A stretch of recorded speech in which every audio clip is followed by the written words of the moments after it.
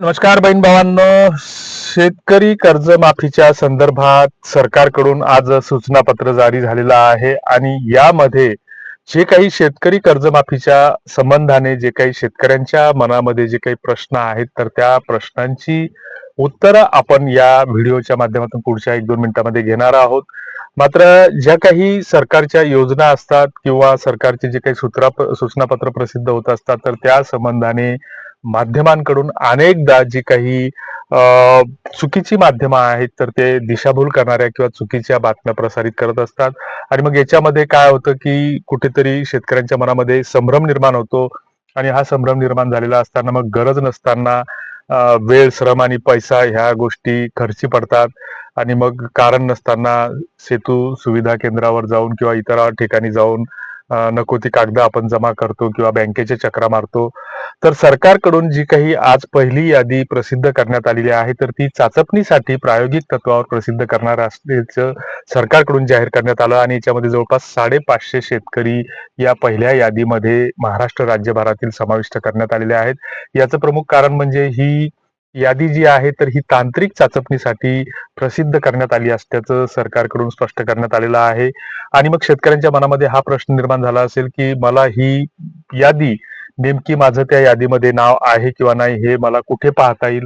तर याच्यासाठी कुठलीही सध्या तरी कुठल्याच पोर्टलवर किंवा कुठल्याही वेबसाईटवर ही यादी उपलब्ध नाही आहे.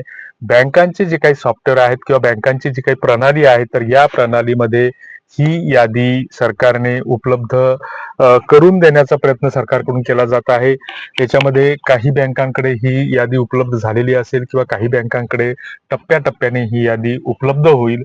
तेव्हा आपल्याला जर आपलं नाव आहे किंवा नाही याची जर खातरजमा करायची असेल तर त्याच्यासाठी त्या संबंधित बँकांकडे सध्या तरी संपर्क साधावा लागेल. नंतर सरकारकडून जे काही याद्या येतील तर त्या याद्या आल्याच्या नंतर मग सरकारच्या त्या पोर्टलवर येणार किंवा कुठल्या वेबसाईटवर येणार हे येत्या 2-3 दिवसामध्ये समजण्याची शक्यता आहे. आणि दुसरीकडे आता शेतकऱ्याला याच्यासाठी काय करावं लागणार तर शेतकऱ्याचा जर एखादा शेतकरी या यादीमध्ये त्याचं पात्र यादीमध्ये जर नाव असेल कर्जमाफीच्या तर त्या यादीनुसार त्याला आधार प्रमाणीकरण म्हणजेच ई-केवायसी करावी लागणार आहे आणि ई-केवायसी साठी एकतर त्याला त्या संबंधित बँकेशी संपर्क करावा लागेल किंवा जी काही सरकारची ऑनलाईन सेतू सुविधा केंद्र आहेत तर त्या सेतू सुविधा केंद्रावर अंगठ्याचा ठसा देऊन ही केवायसी करता येईल. याच्यासाठी शेतकऱ्याकडं स्वतःचा फार्मर आयडी असणं आवश्यक आहे. त्यांनी सोबतच आधार कार्ड आणि बँकेचं खाते क्रमांक किंवा बँकेचं पासबुक आणि जो आधारला मोबाईल नंबर लिंक असेल तर तो मोबाईल सोबत असणं आवश्यक आहे. आणि याच्यानंतर जे काही सरकारकडून नवीन नवीन अपडेट येतील तर त्या अपडेट आपण तुमच्या समोर आणण्याचा प्रयत्न करू. चॅनलवर नवीन असाल, पहिल्यांदाच असाल तर सबस्क्राईब करायला विसरू नका. तुर्तास धन्यवाद.